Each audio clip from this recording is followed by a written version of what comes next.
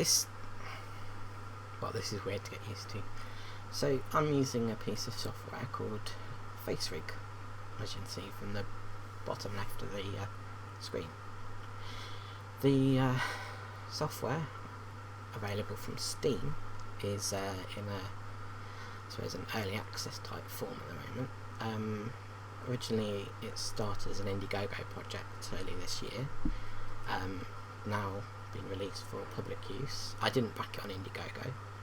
I think I forgot, to be honest with you. I saw it, thought it was really good, and then didn't back it, but got in when it was available to the public as soon as I could, and I thought it was really more impressive. So I have a fairly basic webcam on top of my monitor and a separate microphone. The software is able to track my face. I'm moving forward and back and left to right. This is the default avatar. It's called Fluffo. I've got it a rainbow colour, but you can change it to the default sort of brown, so it's really quite impressive. I'm wearing glasses, but it can still track my eyes, and it's pretty much blinking when I am.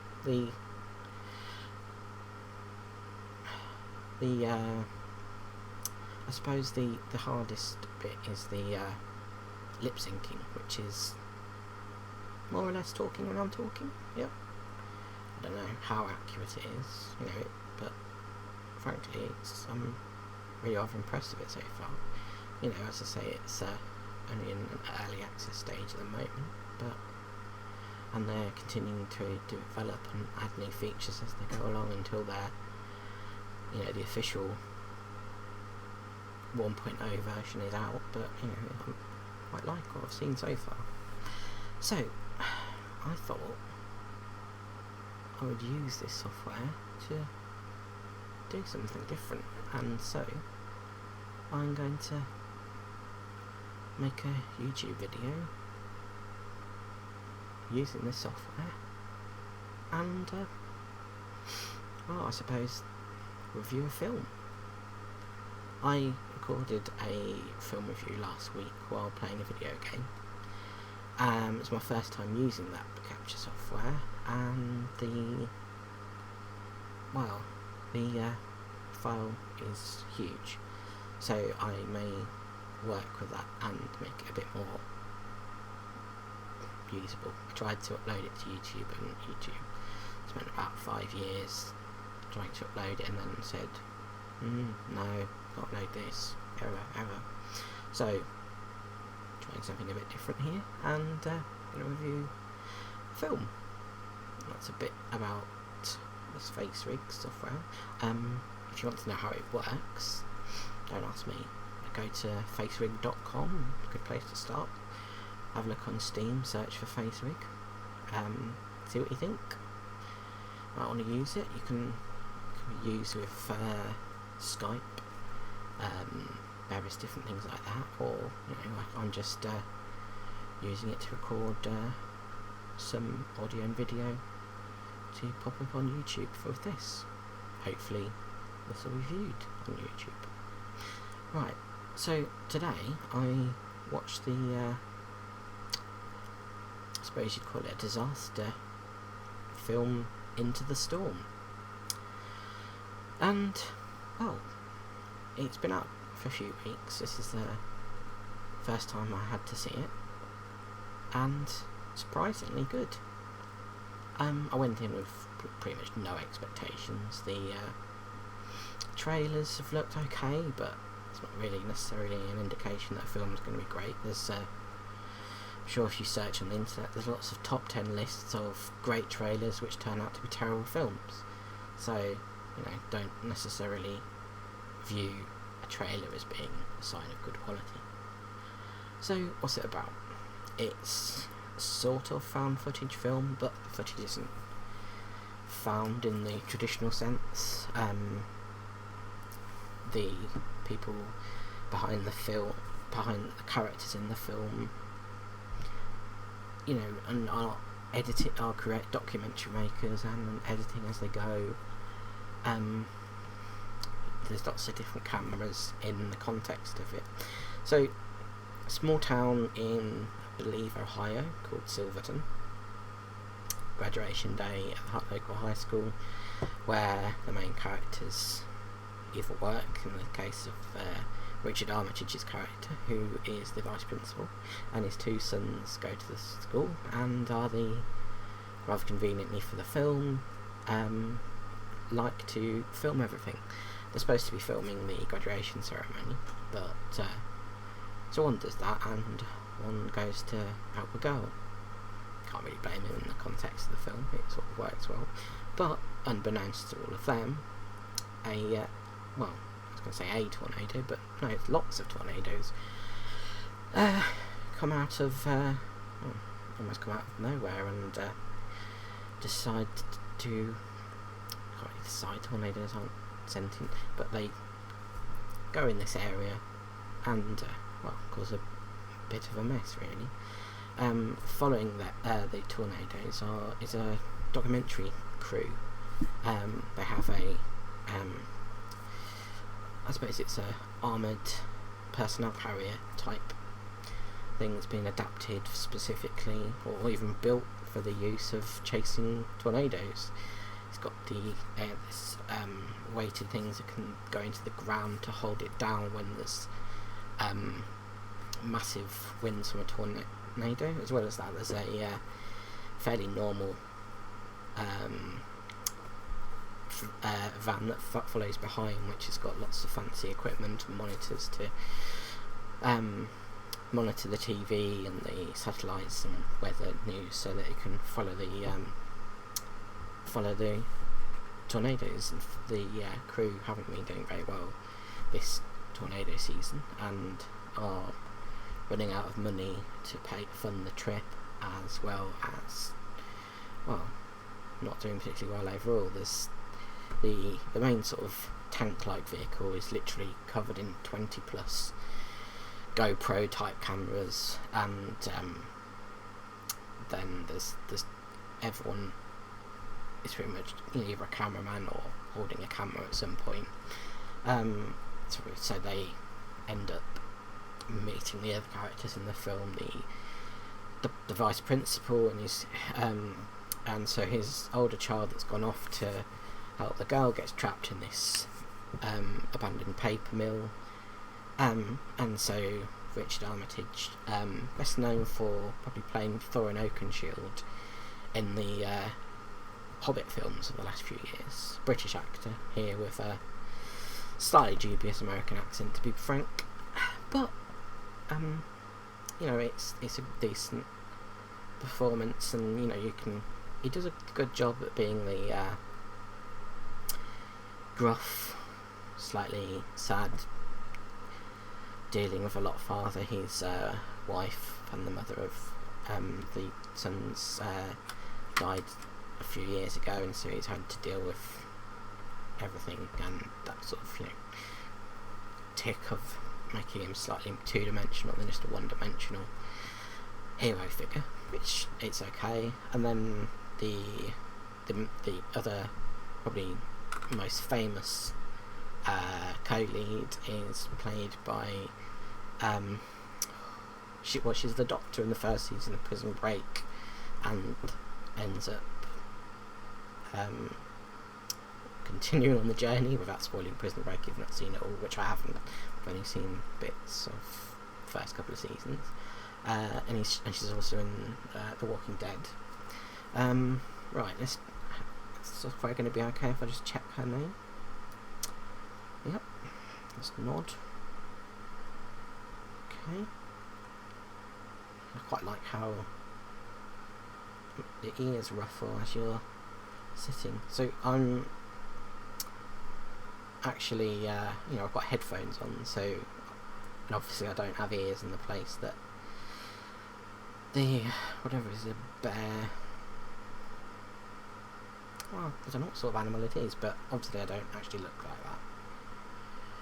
So, here we go, into, just on IMDb app on my phone. Right, her name is Sarah Wayne Callis, or Callis. Yes, so she's in The Walking Dead, Prison Break and various other things. Directed by,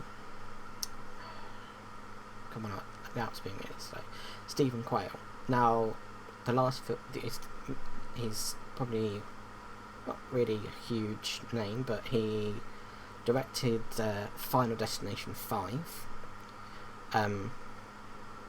Greatly, just received an email about Assassin's Creed. Right, and he was also second unit director on some of James Cameron's films. He on Avatar and Titanic. Not a fan of Titanic myself, but he clearly knows how to work with, special effects, visual effects, and films on, quite a large scale. Both with, Final Destination 5 and Avatar, which is, massive scale. So the closest of film you can compare this to is probably Twister from '96, which, in visual effects terms, this film is generations ahead of that. That one had a slightly higher profile cast to an extent. Bill Paxton was the main person in that. Also had before he was famous, Philip Seymour Hoffman in a small role. But this was,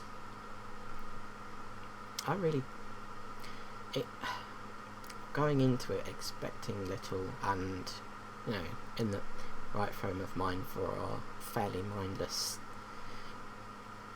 actionly, adventure-y disaster movie. It does well. I thought the visual effects are quite impressive on the whole.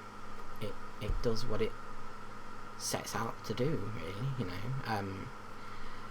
There's tension, there's drama, there's interesting both physical and computer generated effects. There's even two bumbling idiots who want to be sort of I suppose a wannabe YouTube version of sort of Jackass doing stunts wearing head-mounted GoPros. They end up being, I suppose, they tried to be the comic relief, but they reminded me of the comic relief characters from the original Mighty Morphin Power Rangers season. This first, the original version of Power Rangers back in the early 90s, where they're not really got a lot to do with much, but they make fools of themselves. Quite amusing, and the only thing for me as being really nitpicky is the fact that you see lots of different sources of where the video is coming from, whether it be that said GoPros on their heads, handheld professional quality video cameras that the documentary crew have got, small mounted cameras on the tank-like vehicle, or shots from a helicopter, a news helicopter, which the only problem is they all seem to be of the same quality. Resolution looks the same. There's no real marked difference in how they actually look, really, which is not a major thing, but can, I remember watching something like Oliver Stone's JFK. Completely different film, obviously, but when he goes from the Zapruder footage, which is, very 8mm film type quality, to 35mm, what the main film was filmed in, to then swapping, there's a deliberate jarring difference, and that sort of works, and in some respects it's probably not needed here, but I noticed it. It doesn't detract from it. At times near the end, sort of the big sort of action climax with the big sort of super tornado finale, there were a couple of shots which didn't seem to come from any known source. There was a shot a few minutes later which was similar, which was coming from a news helicopter, as I had people on the helicopter talking, but the other shots were just massive wide shots of the action of the huge computer generated super tornado, but there was no one really to explain where those shots came from, whereas every other shot sort of had a logical, to an extent logical, that came from a certain place which was seen. It didn't necessarily have that all the time in those shots, but obviously there were times when you're thinking, your life's in danger, put the camera down, and they do sort of answer that in the way, because the camera is put down in a place and it just happens to be left on record, so it's not, oh no, there's a camera, constantly put the camera down. You can see that. I remember in Cloverfield there's a few shots you keep, why aren't you doing something, but they said they're just filming everything and not helping people in the same way they would, so that does sort of help. Found footage type films as this is, they cover quite a few genres really, the horror type or the monster type in Cloverfield, or the disaster movie. Does quite a good job of being, fairly silly disaster movie in effect, really. I enjoyed it for what it was, and it does a good job at being what it is. Well, this is certainly interesting, using my webcam, and then on my monitor is just a furry little creature talking and moving its head as I do. I may try doing another video like this, see how it goes. Thanks for watching.